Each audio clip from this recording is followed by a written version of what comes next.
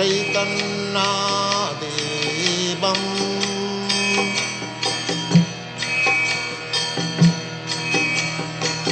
श्री राधा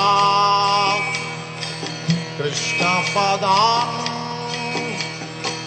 सगन ललिता श्री विशाखान्वितांश्च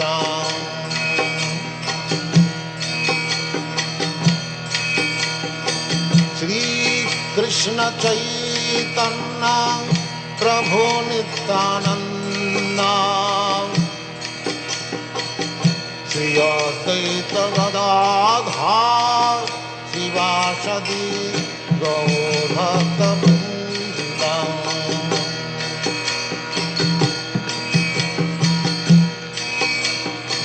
श्री कृष्ण चैतन्य प्रभु Nityanand Shri Advaita Gadadhar शिवासदि गौरभक्तवृन्द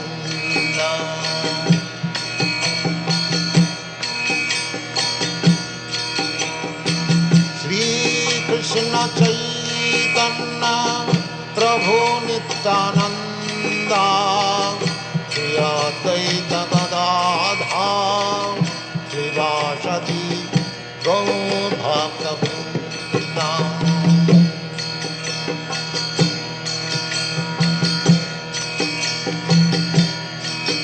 Hare Krishna, Krishna Krishna, Hare Hare, Hare Rama,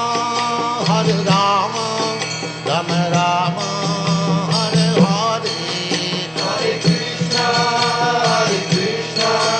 Krishna Krishna, Hare Hare, Hare Rama,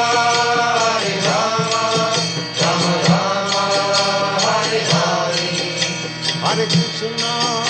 Hare Krishna, Krishna Krishna, Hare Hare, Hare Rama, Rama Rama, Hare Hare. Hare Krishna, Krishna Krishna, Hare Hare, Hare Rama, Rama Rama, Hare Hare. Hare Krishna, Krishna Krishna, Hare Hare, Hare Rama, Rama Rama, Hare Hare. Hare Krishna, Krishna Krishna, Hare Hare, Hare Rama, Rama Rama, Hare Hare. Hare Krishna, Krishna Krishna, Hare Hare, Hare Rama, Rama Rama, Hare Hare. Hare Krishna, Krishna Krishna, Hare Hare, Hare Rama, Rama Rama, Hare Hare. Hare Krishna, Krishna Krishna, Hare Hare, Hare Rama, Rama Rama, Hare Hare. Hare Krishna, Krishna Krishna, Hare Hare, Hare Rama, Rama Rama, Hare Hare. Hare Krishna, Krishna Krishna, Hare Hare, Hare Rama, Rama Rama, Hare Hare. Hare Krishna, Krishna Krishna, Hare Hare, Hare Rama, Rama Rama, Hare Hare. Hare Krishna, Krishna Krishna, Hare Hare, Hare Rama,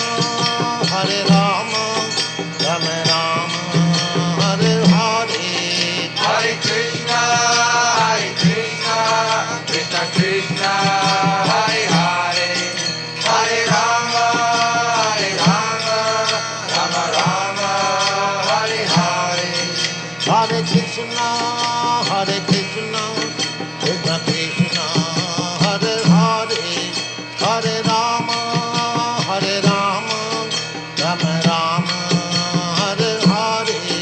Hare Krishna, Krishna Krishna, Hare Hare, Hare Rama,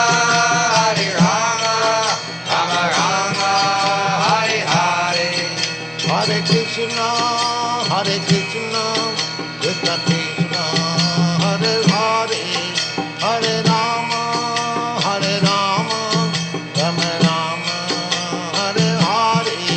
Hare Krishna, Krishna Krishna, Hare Hare, Hare Rama, Rama Rama, Hare Hare. Hare Krishna, Krishna Krishna, Hare Hare, Hare Rama, Rama Rama, Hare Hare. Hare Krishna,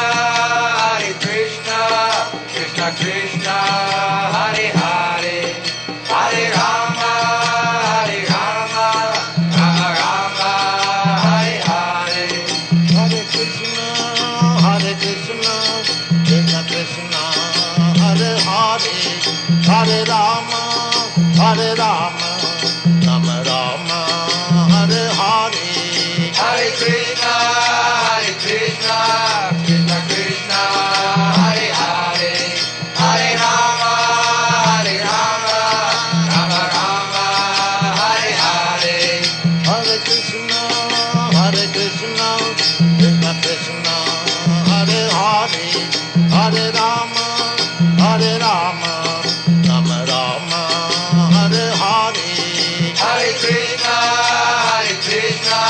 Krishna Krishna, Hare Hare, Hare Rama, Rama Rama, Hare Hare.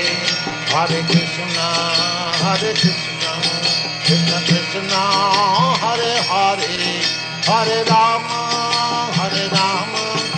Rama Rama, Hare Hare. Hare Krishna, Krishna Krishna, Hare Hare, Hare Rama, Rama Rama, Hare Hare. Hare Krishna, Krishna Krishna, Hare Hare, Hare Rama, Rama Rama, Hare Hare. Hare Krishna, Krishna Krishna, Hare Hare, Hare Rama, Rama Rama, Hare Hare. Hare Krishna, Krishna Krishna, Hare Hare, Hare Rama, Rama Rama, Hare Hare. Hare Krishna, Krishna Krishna, Hare Hare, Hare Rama, Rama Rama, Hare Hare. Hare Krishna, Krishna Krishna, Hare Hare, Hare Rama, Rama Rama, Hare Hare. Hare Krishna, Krishna Krishna, Hare Hare, Hare Rama, Rama Rama, Hare Hare. Hare Krishna, Krishna Krishna, Hare Hare, Hare Rama, Rama Rama, Hare Hare. Hare Krishna, Krishna Krishna, Hare Hare, Hare Rama, Rama Rama, Hare Hare. Hare Krishna, Krishna Krishna, Hare Hare, Hare Rama, Rama Rama, Hare Hare. Hare Krishna, Krishna Krishna, Hare Hare, Hare Rama, Rama Rama, Hare Hare. Hare Krishna, Krishna Krishna, Hare Hare, Hare Rama, Rama Rama, Hare Hare. Hare Krishna, Krishna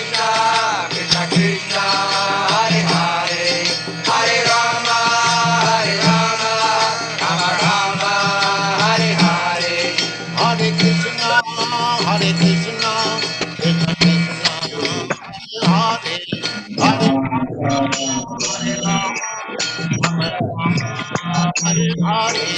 Hare Hare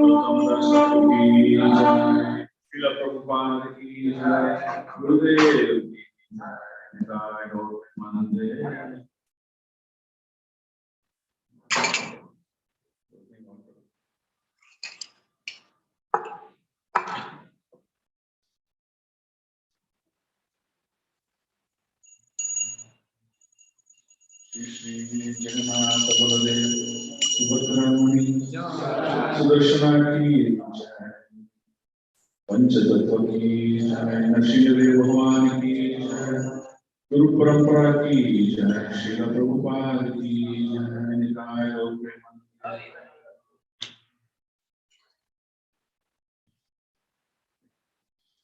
Welcome all to this morning Nitya Bhagavad Gita. Om Ajnanatimirandasya Jnananjanashalakaya Chakshurmilitam Yena Tasmai Shri Gurave Namah. Shri Chaitanya Manobhishtam Sthapitam Yena Bhutale Swayam Rupa Kadamayam Dadati Swaha. Vandeham Shri Guru Shri Yuta Padakamalam Shri Guru Vaishnavamscha Shri Rupam Sagrajatam Sagana Raghunatham Tam Sajivam Sadvaitam Shavadutam Parijana Sahitam Krishna Chaitanya Devam Shri Radha Krishna Padam Sahagana Dalita Shri Vishakhamritam He Krishna Karuna Sindhu Dinabandhu Jagatpate Gopesha Gopika Kanta Radha Kanta Namaste Tapta Kanchana Gaurangi Radhe Vrindavaneshwari Rishabhanu Sute Devi Pranamami हरिप्रिये नमो विष्णुपादाय कृष्णप्रेष्ठाय भूतले श्रीमते भक्तिवेदांत स्वामिनिति नामिने नमस्ते सरस्वते देवे गौरवाणी प्रचारिणे निर्विशेष शून्यवादी पाश्चात्य जय श्री कृष्ण चैतन्य प्रभु नित्यानंद श्री अद्वैत गदाधर श्रीवासादि गौरभक्तवृंद नमः महावदन्याय कृष्ण प्रेमनाय कृष्णाय कृष्ण चैतन्याय नाम्ने गौरवक्षे नमः नमो ब्राह्मणाय देवाय गो ब्राह्मणाय हिताय च जगद्दिताय कृष्णाय गोविन्दाय हरे Krishna Krishna Krishna Hare Hare Hare Ram Ram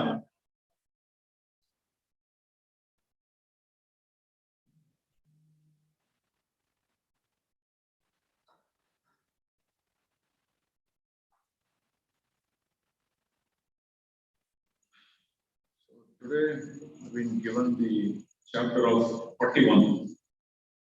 Lord Krishna entering Mathura.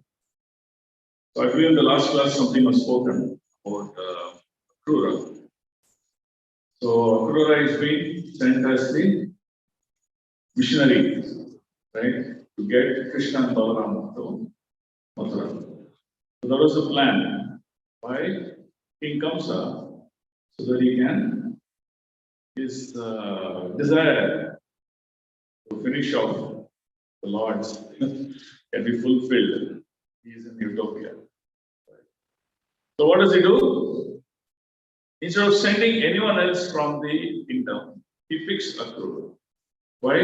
Because one way if you look at it, Akrura's nephew is Krishna. Right? So then comes as thinking, okay, so if I get Akrura, get convinced to go and pick Krishna and Balaram from Vrindavan back to Mathura, they will succeed, they will know. Because if I send someone else, he will not. So that's the plan he is making, and he is sending Akrura to Vrindavan. So the pastime goes to move the consciousness of Akrura, the prayers, how is he thinking. And once he goes there, how is he being received, how Krishna Balaram interacts with them. And then when he's leaving, how the Rajavasis, mainly is the gopis, how they're feeling so much of separation. And then in fact they're telling Akrura. Akrura means Akrura, means one who is not cruel. But now you're committing such an offense that you're separating our Lord from us. We will not call you Akrura, we'll just call you without the name. So he's like that. To that extent, the gopis, the Rajavasis, they make comment. Of course, Akrura he knows that the Lord Paramatma is in my heart, so they will never mistake me. So he knows that fact. So he boards both Krishna and Balaram onto his chariot. It was a great pastime, happens at the Yamuna River, where the lordships get down and perform purification like Archana.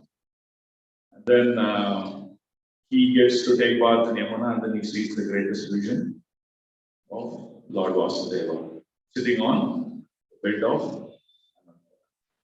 Like that he sees, and he is completely stunned. What a darshan I got. Who in this world can get such a darshan? Right? How fortunate I must have been to get this vision of this Lord. Right? So that pastime also gets completed, and then they drive back to. Okay? So this is a very beautiful scenario that we will discuss about Krishna entering Mathura. So there are two aspects to understand out of this pastime. The one is the opulence of Mathura.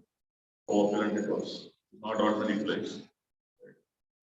Krishna and Balaram are like wondering, wow, I'm amazed to see Mathura like this. Then the more important than that is the conscious of the Mathura Vasis. So they know a little bit about Krishna. They've heard. But their eagerness to see the Lord, their eagerness to receive him, the eagerness to offer prayers to him, was something very phenomenal. So, which means, even though they were controlled by Kamsa, who's a demonic in his consciousness, still they were not influenced by such a leader. They were very, very pure at heart. You see a lot of Mathura demonstrated. We witness that. So that's a past we will discuss. What events happened while Krishna program.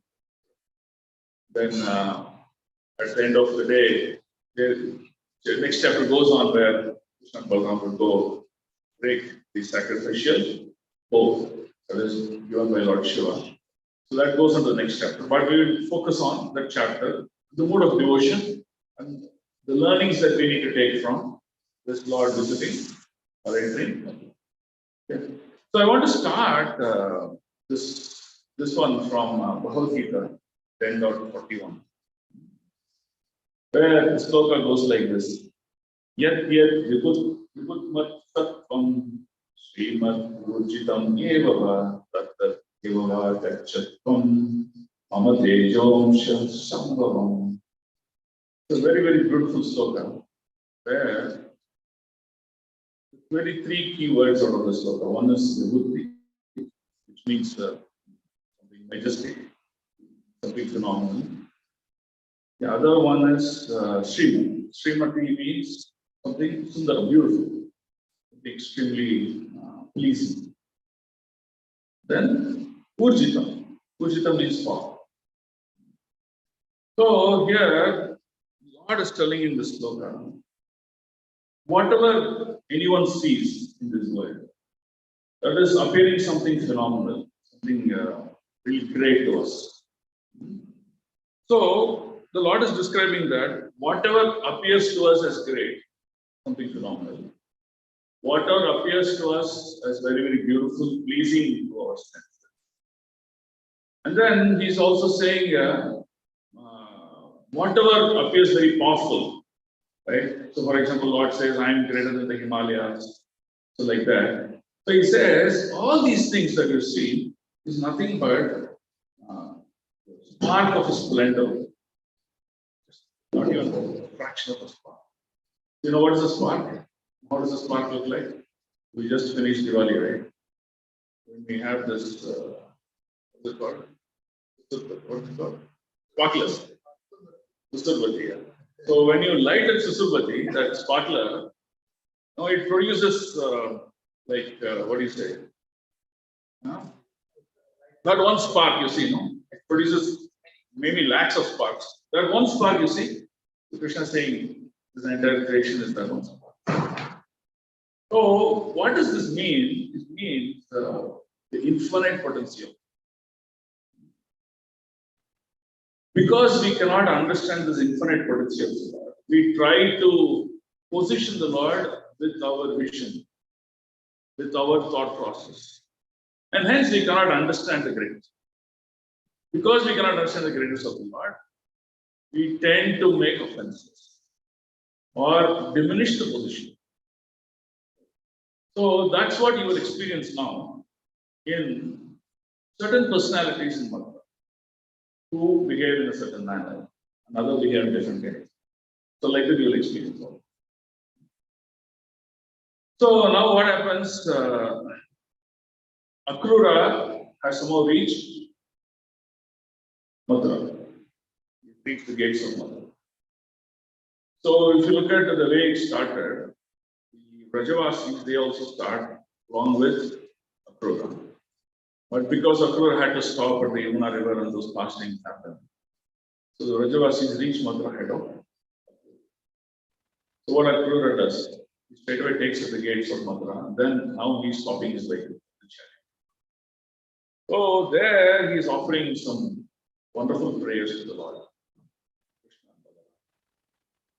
When he's offering prayers, he's telling them that the glories of yours are unlimited. And if I'm very fortunate enough, I want to receive you at my house. My entire house, my family, my ancestors, everyone will get purified by you stepping into my house. And that I would consider as a great fortune. And then he's inviting Krishna and Balaram. Right? So he says the prayer, he is offering these prayers, very beautiful prayers. Just want to read this. He says, Unihi pada rajasa grihano grihamedina yachauchena nuprantye pitarah sagnayah surah.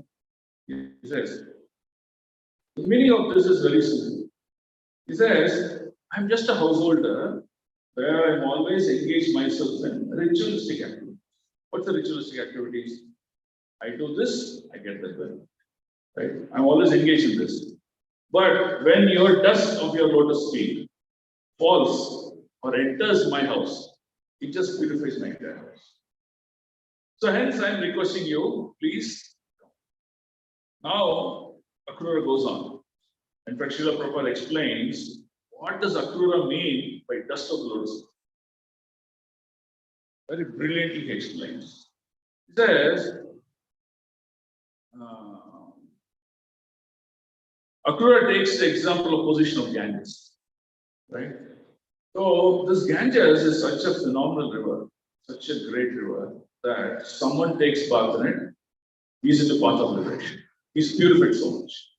And where does this river manifest? It manifests from the toe of Lord Vishnu. So he says that dust which is accumulated in your toe is not ordinary. Great personalities like Mother Ganges manifested. Then he says this Ganges, is so wonderful that Lord Shiva takes her on his head. And Lord Shiva becomes glory.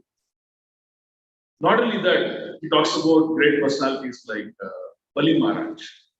What did Bali Maharaj do? He washed the feet of Lord, the same Ganges water. And then Bali Maharaj became glorious. How glorious he became? His pastime appeared in Srimad Bhagavatam. Today, even after so many years, the appearance of Bali is celebrated so wonderfully by various people. So Bali became so famous just by washing the lotus feet of Krishna. Not just that, Yudhishthira washed the lotus feet of Krishna. When Lord Ram wanted to cross the river, it was the boatman, Rupa.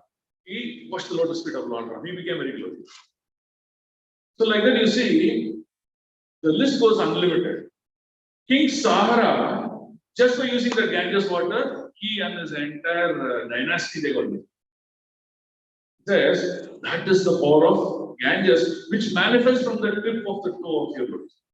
So if that dust comes into my house, not just myself, my consciousness and my entire, family, they get purified. So that's how he offers his prayers. In fact, from Brahma Samhita, Pantastu Koti Kamaniya Vishesha Shobha. Then what does it come? Vayu Ratopi. Muni Pungavana. So if you read this sloka, Prabhupada writes brilliantly that there are sages or so-called yogis who are doing tapasya and austerity for time immemorial. Years together doing tapasya. Just to what? Just to get the glance of that tip of the lotus feet. But still they're not able to get it.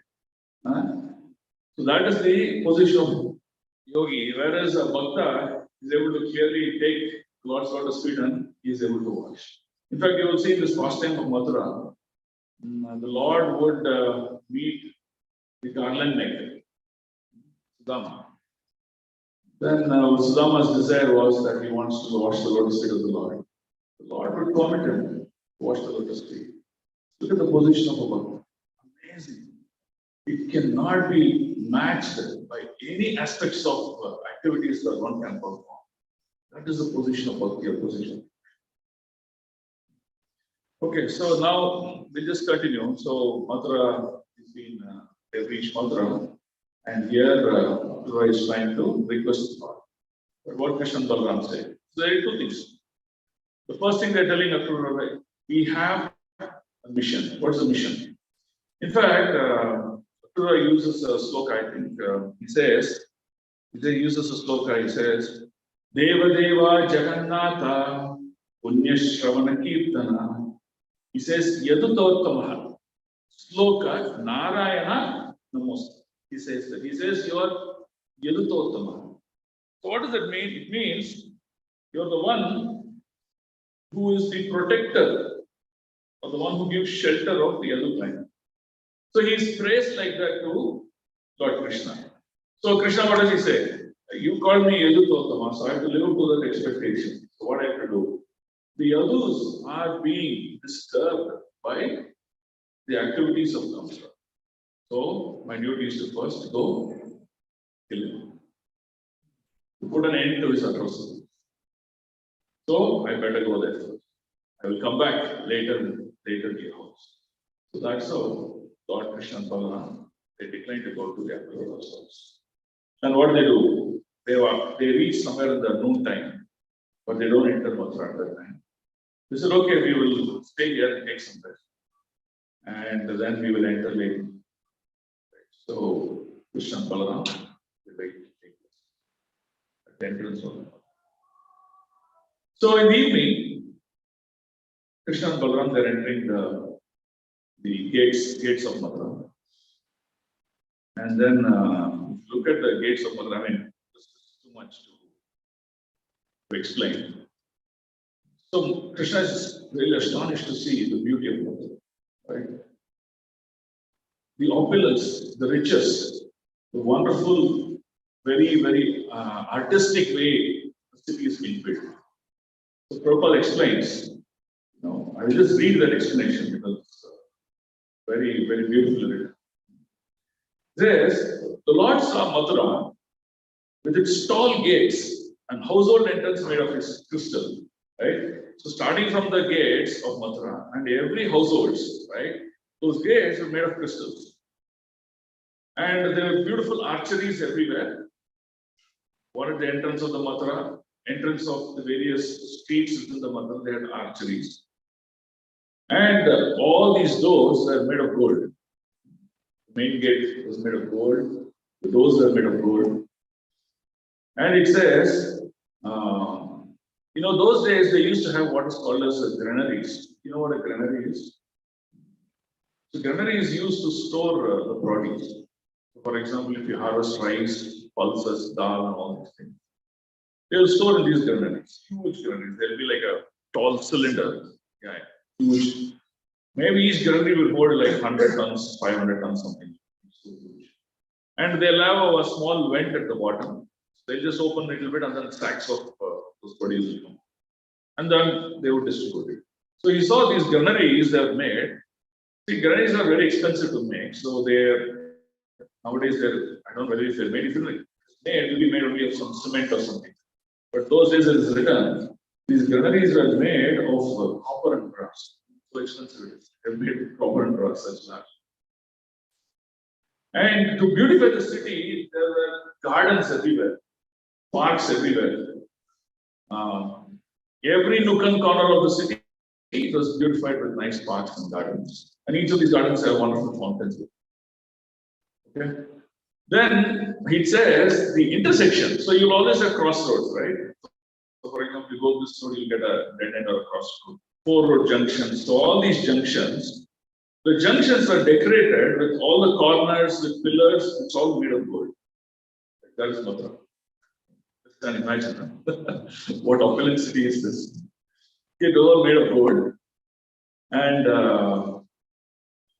there were several mansions that big houses, and they all had private gardens, right? Private gardens and very beautiful gardens. And it says they were all wide, tall structured building. To build a tall structure is very difficult, but they had tall structured buildings. And then they were all turtle doves. You know what is a turtle dove? Turtle dove is a specific kind of a bird. It looks like a pigeon, but it's been more white in color. It's white in color. They're always in pairs. The turtle dove is in pairs. The likeness for the husband and wife is very strong. They care for each other so well. Generally, even today, the Westerners use these turtle doves as a symbol of love. Right? For example, if someone loves another person, they would give a pair of turtle doves. It'll be like two swans flying together. It'll be like that. So he saw, and these turtle doves are not commonly visible. And Prabhu is writing, there's turtle doves all over Mathura. Not just turtle doves, there were peacocks. There were the green peacocks and the white peacocks. Right? So Prabhu is explaining the idea. Then he says, all the windows, right? So windows, you have doors. So you open these doors, and all these doors, the borders were studded with gems, expensive, wonderful, costly gems. Right? Good opulence.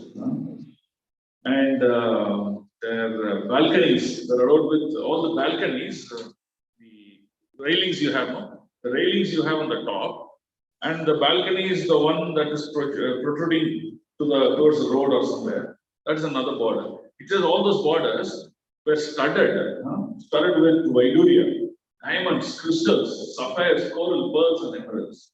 Right? So this is what Mathura was. And it says there were sprinklers all around, and the roads were continuously sprinkled with water to keep them wet and cool. And it just goes on. Just goes on. So now, more than this, something very phenomenal Vishnu chapter Thakur explains. He says every houses had rice sprinkled towards the sides of the doors, right?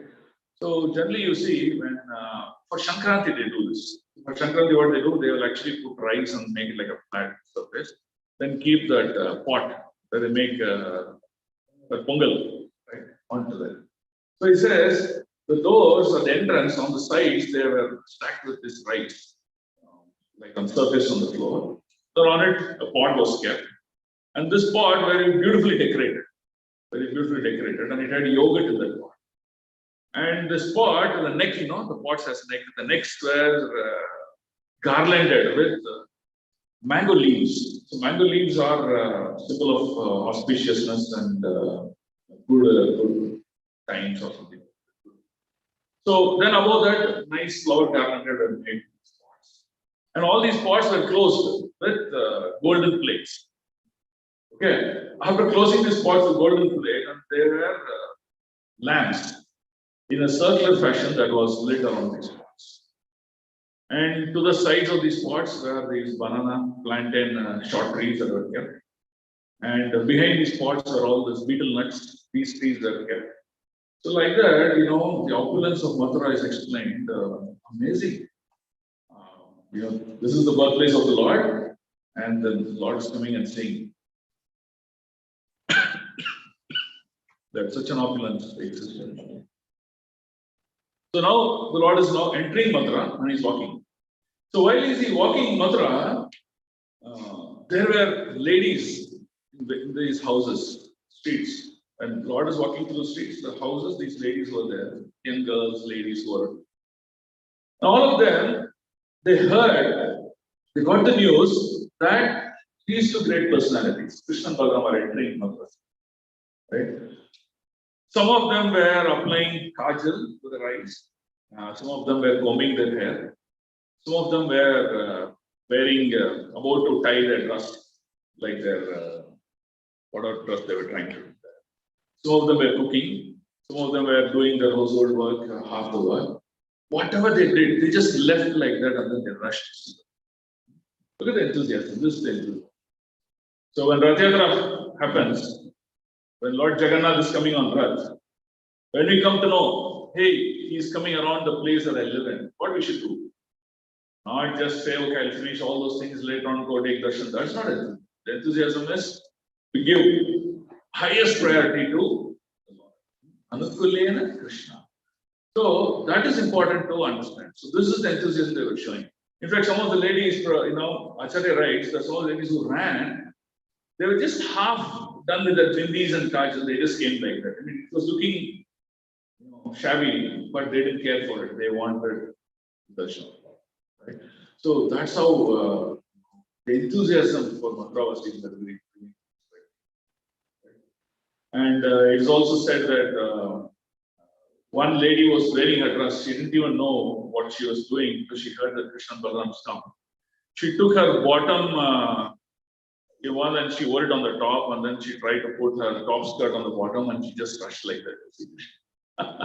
So that's the kind of enthusiasm the Mathuravasis had. They just ran outside to see this, to enjoy. And all the Brahmanas who were just on the streets here and there, they all immediately what they did, they saw Krishna and Balaram came, and what they did, they arranged themselves on the streets in lines, and then they took pots of yogurt, and they were trying to offer it to the Lord. And it's also explained that some of these women from their household, they immediately got whatever argya they had. Take that argya, take this, take that. Immediately they want to come and offer to the Lord. That's how they all rushed and given. So it shows that even though they were ruled by a demonic king, their attraction to Krishna was something phenomenal. And they knew the position of Lord Krishna. So they came and offered their obeisances. They also demonstrated their love by giving as many as offerings possible. So from this we should understand what should be our enthusiasm when we hear, see, come in contact with the Lord under various circumstances. So it is written here, I'll just read this sloka, very beautiful sloka. It says, Marge grama jana rajam tatra tatro pashangatah Vasudeva sutau viksha prita drishtam na chaudar. Wherever they passed along the road, O king, the village people came forward and looked upon the Jews and saw still great pleasure. In fact, the villagers could not even withdraw their eyes from them. They were even saying that, why should I even close my eyelids for a second? The beauty of Krishna Balaram is so enchanting to my senses. Then the women of Mathura, they exclaimed, what they exclaimed? Uchaha paura ahogopyas tapahakyam acharam mahat yahiyeta anupashyanti naraloka mahotsava. It says, the women of Mathura exclaimed, what severe austerities that the gopis must have performed, that I would call them very, very fortunate. Why? Because during the first 11 years of time that the lordships were present in love and performed forest pastimes there, the gopis and the Gopakumaras, the Rajavasis, were so lucky that they always got association of the Lord and they kept on singing. So this Mathuravasi is praying, offering her praise by saying, this 1 minute of association, the Lord itself is so wonderful. Imagine the position of gopis there, non-stop, they got darshan of the Lord. So they are now glorifying the gopis. What should be the result of the position? Our position is nothing. And what should be our praise? Oh Mathuravasis, you got the chance to see Krishna and Balaram where you didn't even get the chance to see Krishna and Balaram. So we are trying hard to somehow have that manifestation of heart so that we can experience the Lord. Okay. So like that, you see stories of Krishna and Balaram. They're unlimited. It goes on. So many prayers have been offered by Krishna and Balaram. They enter and then they walk on the streets. And while they're walking, they encounter a washerman. Right? So this washerman was coming with his assistant. Then he was carrying a lot of expensive clothes, and he was carrying them. So when Krishna and Balaram stopped him and then asked, "What are you carrying? Can we have one of this dress?" So, see the example that even though the Lord is in front of you, you can't. The same thing Duryodhana faces as a problem. The Lord is in front of him. The Lord is showing a form of Virat Rupa, but still, what was his claim? Oh, maybe you're a Mayavan. So that means if our heart is impure, if there is no devotion of heart, if we cannot understand who is the Supreme Lord, Whatever the Lord does, bhakti will never manifest. So similarly, now even though all these Mathura Vasis have so much of love for Krishna and Balaram, they seeing that for the first time, they only heard pastimes of Krishna. But this, washerman became very angry with a question asked by Krishna. So what is his answer? His answer was so rude, and without respect, he was claiming, "Hey, this belongs to kingly personalities, not ordinary men like you. How can you ask this?" So he made such a derogatory comment on the Lord. And what did Krishna do? Just touched his neck. That's all. The head toppled out of his body. Then he fell dead there. Seeing this ghastly event, that all the servants, they got completely frightened. They said, "Oh, what did they just do everything and then they just ran out." Now, two things could have easily happened. The master, the washerman, could not see the Lord, but the servants could have noticed, "Hey, what is it that's happening? Maybe we should pay obeisances to the Lord." They could have even done that, but they didn't do that. They also saw Krishna. They just ran out of fear rather than seeing through what is happening.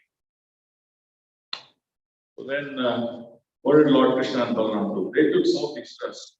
And the Gopakumaras also, they took some of these trusts until they tried to wear them. And they were seeing, "Okay, this fits nice to me, this is beautiful." And they continued to walk. They continue to walk, and then they encounter this person. Who's the person next to encounter? Huh? What is the next one? Kubja, before Kubja, there's another person. Huh? Tailor, yes. He meets the tailor. This tailor, once he sees Krishna, he immediately pays obeisance. It doesn't even take a minute for him to fall flat on it. The tailor has realized who these persons are. And what does the tailor do? Right? Whatever clothing he had, he wanted to offer to the best to Krishna and Balaram. So once they received it, how did the Lord reciprocate? The Lord said, "You will live with so much of opulence, not just in this life, but at the end of the life, you will go back." And he offered him Sarupiam. Right? He said, "You will receive Bhukti, where you will have a form very similar to mine, the 400 form of Vishnu, that form." Then they were liberated. That means the rest of the life they're going to lead is also full of opulence and happiness. And they'll also go back home back. What a boon. So that's what Krishna Balaram gave. Right? So then they come and then they meet this lady called Kubja. So we know the pastime of Kubja. So who was Kubja in her previous life? Shurpanaka. So why was Kubja given this opportunity? Even though she desired to attain Lord Ram, right? Whatever method it may, though that desire was very serious in her heart, but cannot be fulfilled, Lord reciprocated. Okay, I will fulfill it. Right? So this Kubja was looking so ugly, and then she had a hunchback, and then she had a lot of wrinkles on her body. She looked very old. She could not even stand.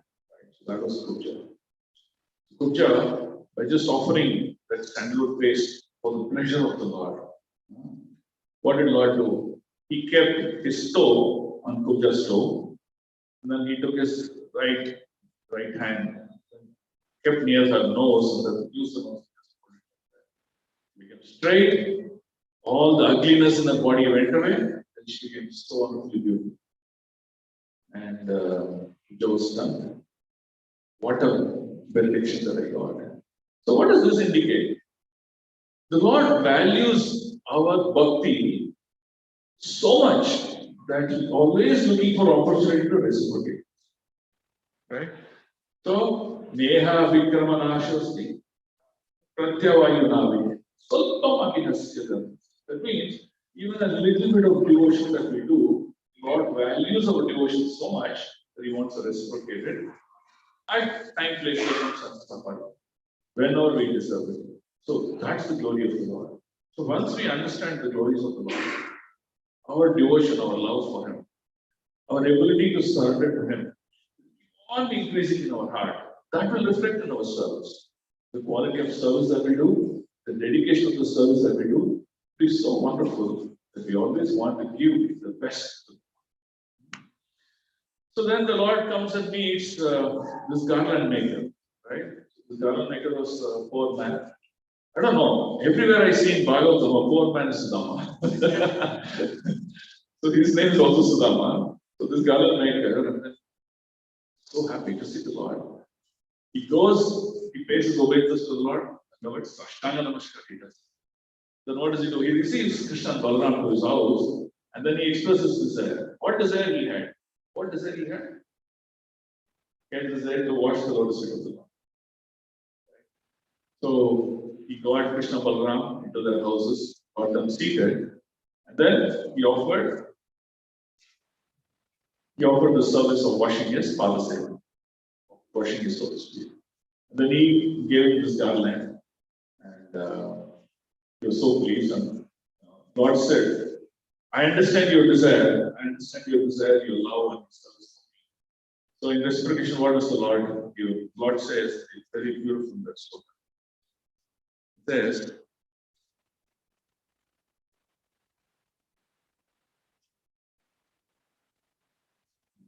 okay, Sudama said, Prahana sartakam janma pavitram cha kulam prabho Mitra devashayo mayam tushtahi agamane navam. He says, oh my Lord, my birth, which was so low, is being just sanctified and completely free of contamination just by the dust of your lotus.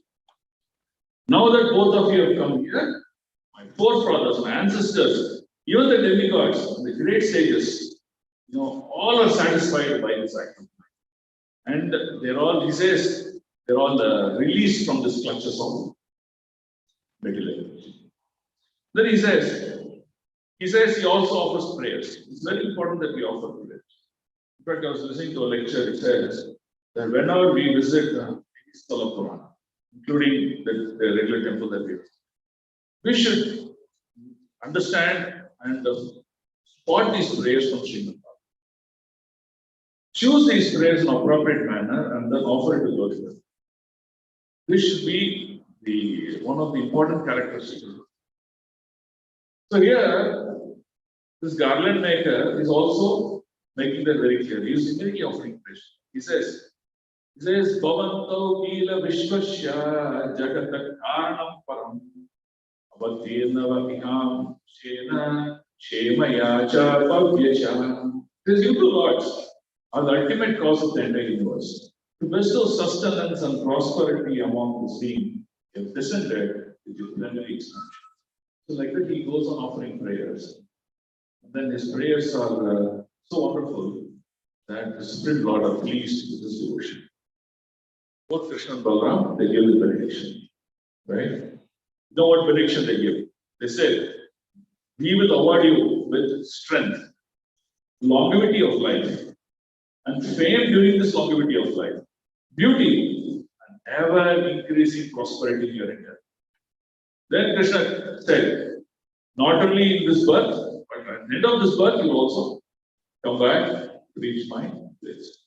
So that is how the Lord offers all this benediction to people who demonstrate devotion, to demonstrate even the attitude to do little bit of service, but that service to be done with a lot of care and love for the Lord.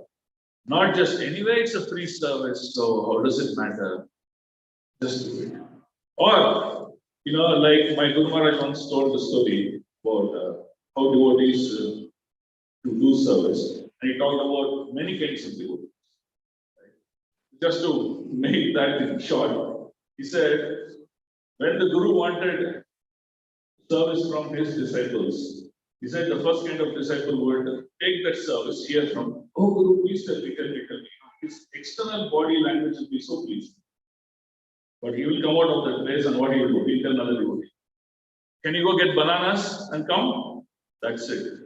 He will forget whether he does or not, no follow through, service is ended there. So he says, there's one kind of another guru.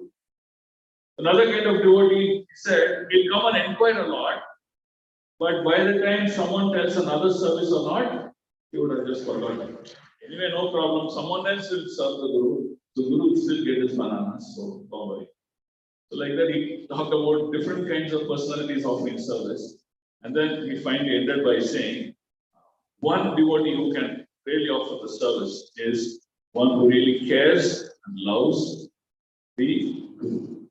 Right? And what he would do, he will not only complete the service, but he will inquire whether the service was done with greater care. Yes, that is the kind of mood and enthusiasm that we need to build in our service like that. So like that he was explaining.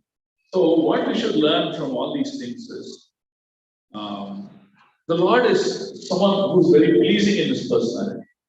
Rather than looking at, the Lord as someone who's unlimited and all these things, let's look at Lord as a personality who reciprocates for every good aspects of devotion that we demonstrate. If we serve the Lord in that manner, our detailedness in our service, our dedication in our service will also be. What does the Lord do? The Lord provides a shelter to his people. That way, we will make our life perfect. We will make our life not only perfect, we will also influence, our near and dear to also take up this process to make, their devotion also. Okay? So this is the glory of Lord entering Mathura. And this glory continues where Lord reaches the sacrificial arena, takes the bow, and then he goes on. The beautiful explanation of the wrestling happens between Chandana and Mushtika. How Lord exchanges rasas with lakhs of people who are sitting in the arena, where you can understand how Lord is Akila Sambhav. Then, of course, before that, the killing of the elephant. Then finally, he completes the killing of Kamsa. So, of course, I'm sure that the next set of devotees will come and speak the other chapters where they will cover in detail. And so that's the pastime of Lord entry. So if you have any questions, please let me know. And if possible, I'll answer those questions. Thank you so much.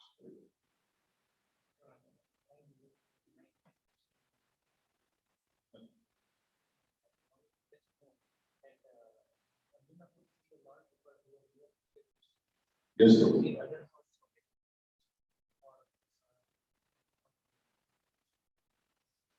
So my knowledge comes from the lectures that I heard from other devotees and other Maharajas about this product.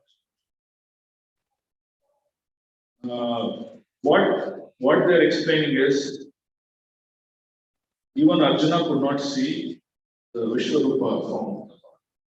The Lord had to give him the divine eyes to experience the Vishwarupa. So Vishwarupa is not like a movie screen or anything that you see that or something. It's an experience that you get to realize the divine. But for our understanding, it is shown as one movie. So where Arjuna, he can realize, like how Mother Sati realized that Lord Ram and Sita were never separated. She saw it as a vision in her heart. The same vision has been experienced. The similar vision is also experienced by Sanjaya because Vyasa gave him that empowerment, where he was able to visualize what's happening in the scene. He was also able to visualize this exact form of the Lord. And he still explained that to the Guru. So, primary was Arjuna, secondary was these two personalities. But however, if Dhritarashtra was a little bit intelligent about the position of the Lord, what's happening around, and not get, moha about his son, he could have still become a realized person at this point in time. So that way you can see these three personalities saw. I had a question whether Bhishmadev, who's considered an exalted devotee of the Lord, could see this vision. What I understood was Bhishmadev was given this vision when Lord comes to Hastinapur to do the final negotiation, offering to Duryodhana to avoid this war. At that time, when Duryodhana is trying to capture the Lord, he shows not that form of the will, another form of Virat Rupa. You could consider this as an intermediate form of the Virat Rupa. So that form is what is given as darshan to Vishnu. So that way, Vishnu Dev, Dronacharya, all these personally also get to see that. So Lord has fulfilled the desire of his devotees in multiple events and situations. I don't think so.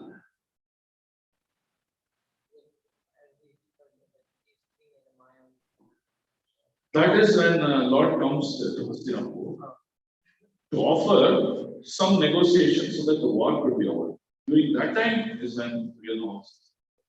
That is when he says, "Oh, I know that you are a Mayavadi. I know all your tricks of showing all these things won't work with me." So he calls his guards to throw a net on him and then chain him, and that's something he does all. That's the situation he sees, but he doesn't see the battle as the best that I could understand. Very true. Yes, Prabhu.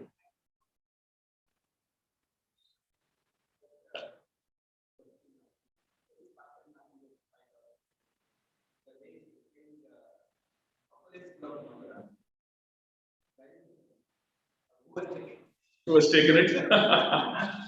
See, Excuse me, Prabhu. Excuse me, our Prabhu. country, Hare Krishna, Prabhuji. Bharat has been spiritually elevated, right? Or the land, I use the word country, I would say land. The land of Bangladesh is spiritually. So today you just go around, you'll see engineers, doctors, lawyers, whatever it be. Those days you just go around, you will see advanced spiritualists everywhere, that's it. Their life was Narayana and simple life, that's it. That's what Bangladesh is. So, in one angle you see people who had materially advanced through artillery and technology and things, they took the advantage of invading this country. We were invaded many times. We were invaded by the Persians, by the French, we were invaded by the Mohammedans, and the British. So unlimited number of times, and in fact, if you see the Mughals, they invaded not just once, twice, many number of times. Even the Britishers, not just they invaded, they ruled, and during this rule of 300, 400 years, they looted so much of wealth. In the recent lecture, I was listening to one lecture from Shyam Prabhu. He was telling very brilliantly that Srila Prabhu went to UK in his first lecture in UK. He's addressing the audience there. And then this addressing to the audience, he says that you Britishers, you came to our country, you invaded us so much, you looted everything here. But somehow you missed one point, one item that you did not take. So I thought it's my duty to come and give you that back also. So everyone is wondering what is that? This spiritual knowledge. We missed looting it. So I thought I'd come and give you. So like that you see, not even a square inch of this Bangladesh was left. That's how they invaded. And not only just invading, but they left back bad systems like the education systems, the medical systems. So all these things they left and then, which is causing a nightmare for us today. Right?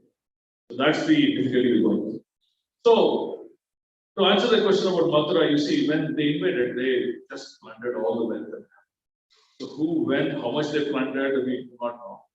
But we know we were plundered enough that a lot of things are taken away. But however, this country is so opulent. How much? This is like our Bharatavarsha is like Kalpariksha. How much ever you take, still there is so much. The amount of gold that is considered to be present in India today, not just in the government, even the household, the people, is so much phenomenal that they're actually saying if you really value every household, will be much higher than any gold held by any country. And the proof of that is when they just recently opened one of the chambers of the Ananta Padmanabha temple. they were stunned by the volume of jewelry and things like that. So these are all the proof of the whole thing. And we can easily understand from this that this is not an ordinary place that we are living. Very simple. I don't know how much I answered the question, but given the context and my limited knowledge, that's what I do.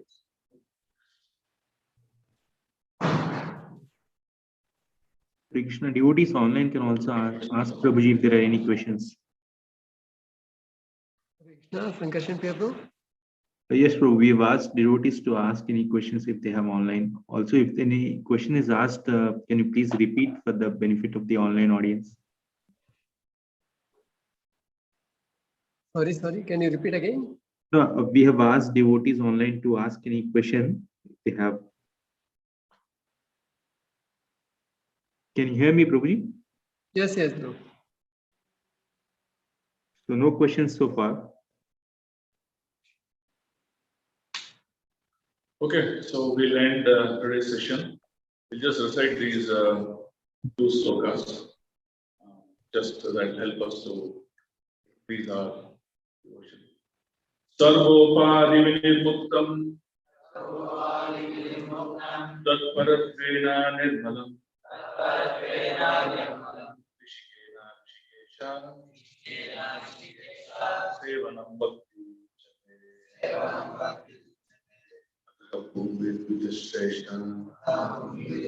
Shrestha Varnashrama Vibhagashya Svanta Tasya Dharmasya Samshiti Hare Krishna Hare Krishna Krishna Krishna Hare Hare Rama Hare Rama Thank you all for patiently listening. Thank you very much, Prabhuji. Hare Krishna.